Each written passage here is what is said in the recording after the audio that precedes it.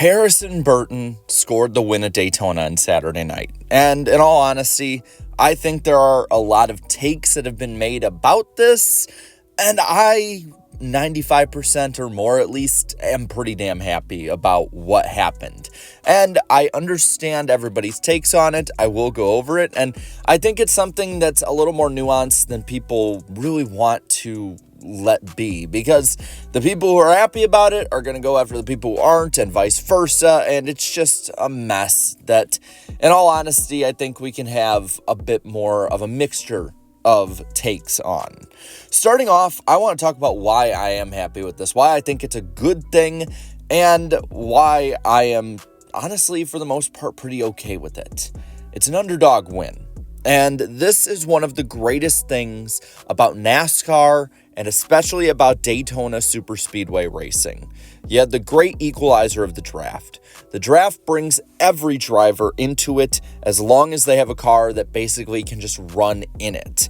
And there's always been upset winners at Daytona. I mean, you look at the Daytona 500 a couple years ago. Michael McDowell won over some of the best in the sport. Justin Haley won in the summer race in 2019 due to rain. Waltrip's wins, Michael's in the 500. Those were underdog wins. Derek Cope in 1990, Greg Sacks in the 80s. There's been plenty of underdog wins, and when it comes to underdogs in NASCAR, NASCAR has some of the greatest stories, because so many times it is David taking down Goliath. It is that small upstart team that just barely has enough money to go by, beating the best of the best. And while the Wood Brothers is not necessarily on a shoestring budget, it definitely is an underdog, even at its best when it had guys like Blaney, in the modern era at least. It still was an underdog team. This team has not been a top-of-the-line organization since probably the first half of NASCAR history. And that's the big thing about this. The Wood Brothers. It's a great moment every time the Wood Brothers ends up getting a win. And what this is the 100th win, and what it reminds me of is a lot like Trevor Bayne in 2011. Going into the 2011 Daytona 500, a lot of people had Trevor Bayne as maybe one of those nice dark horse picks, but you would be fooled to think anyone was seriously picking him. There were so many drivers who were good in the draft, the two-car draft at that, and there was just no chance that he could go out and win. Yet, through a little bit of luck and a little bit of skill and a little bit of everything else in the middle, Trevor Bayne won the 2011 Daytona 500. And that's kind of how this one feels. Harrison Burton got through a lot of the wrecks. He had a bit of luck on his side, but at the same time, he has shown the ability to be fast at these tracks and draft his way to the front. He beat Kyle Busch fair and square, and in doing so, got the win. I don't see where there's a real problem with it. The Wood Brothers having a win in NASCAR at any point is a NASCAR win. The history of this team as being really the last organization that's remained mostly untouched since the near or complete beginning of the sport is good. It's a feel-good win every time because, well, the Wood Brothers have won 3 times in the last 13 years. And it's good nostalgia. Nostalgia for the sake of nostalgia is bad in NASCAR. There's so many times that people will just say they want something because it's the old thing and have no valid reason or argument or concern for it. And it's so true in NASCAR. How many times do you hear people argue for different things that would make no difference to the racing, if not hamper the racing, but it's the way that it was when they grew up? I know I've been guilty of doing so. Every NASCAR fan has. And this, in contrast, is a way to remind people about this team. Show this team still has what it takes to compete in the highest level, even if it is on a super speedway. And the other connection that I like about this is the Burton connection. Jeff Burton being able to call his son home, being able to be up in the booth in front of the entire world while his son gets a victory at the World Center of Racing is one of those moments that will be remembered in the history of NASCAR. Plus, Lee Diffie's call was absolute gold. The Burtons are respected highly in both the industry and I would say with fans especially alike, especially the mayor, Jeff Burton. And like it or not, You may call Harrison and a lot of the other drivers Nepo babies, but the family connections in NASCAR have been around forever, regardless of the success of the father or the son.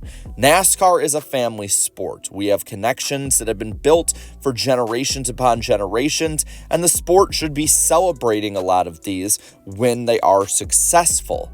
It doesn't matter if it's Lee Petty to Richard Petty, if it's Richard Petty to Kyle Petty, Dale Earnhardt to Dale Earnhardt Jr., Jeff Burton to Harrison Burton.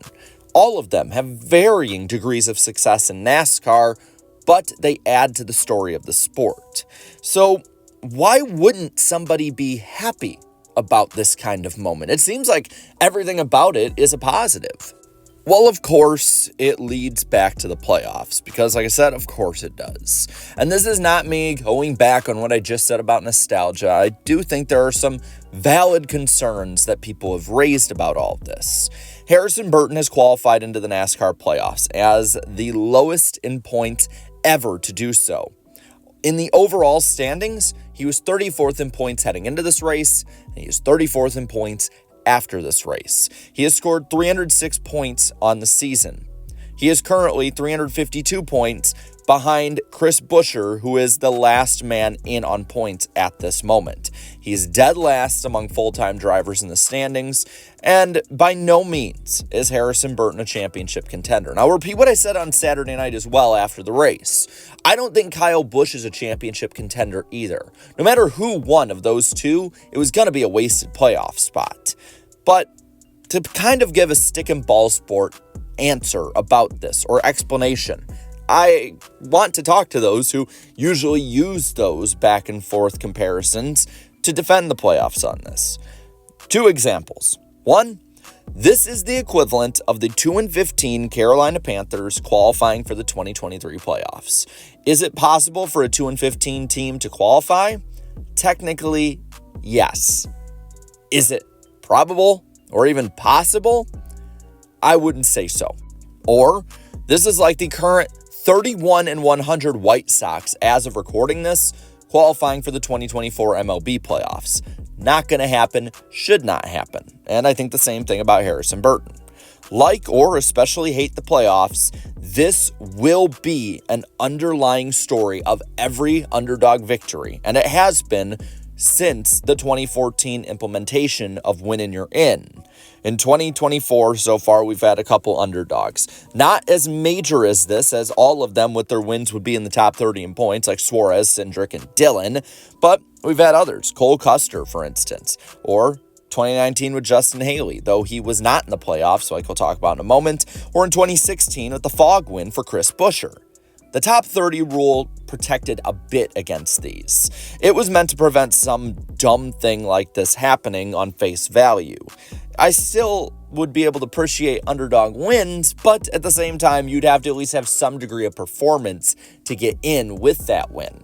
But NASCAR wiped that away a couple years back, and now we're stuck with the fact that, hypothetically, if there were 40 full-time drivers, 40th could qualify for the playoffs. And this is not meant to hate on Harrison Burton. I'm happy for his win, but because of the way NASCAR has changed the rules, and because of how hyper-fixated both they and the broadcast partners are when it comes to the playoffs and championship, every single underdog victory will be viewed under the microscope lens of the playoffs and who deserves to be in them, and a lot of times won't be judged just off their own merit, but rather the merit of what it does for that particular season. And it's nice and all, but at the same time, it's always going to cause friction in the fan base, whereas I'd say outside of playoff talk, there was really no friction about said win. But overall, I'm just going to say this. I hate that people look at it with this context. Even more so that it is a very valid criticism and indictment of the playoff system. This should be looked at as a positive, and unfortunately, there's going to be a valid negative argument about this win that otherwise would never be there. And that just sucks. So for that, I'm going to go on and pass it to you. What do you think of Harrison Burton's win? Are you happy to see an underdog win? Are you happy to see the playoffs shaken up? Or are you one of those who doesn't like it because you don't think Harrison Burton should be in there to begin with? Let me know down in the comments below. Go off. Just be respectful about it. While you're at it, leave a like on this video, share this video, and subscribe to this channel for more great and fun NASCAR content. Thank you so much to all my channel members for your continued support. And until next time, have a good one.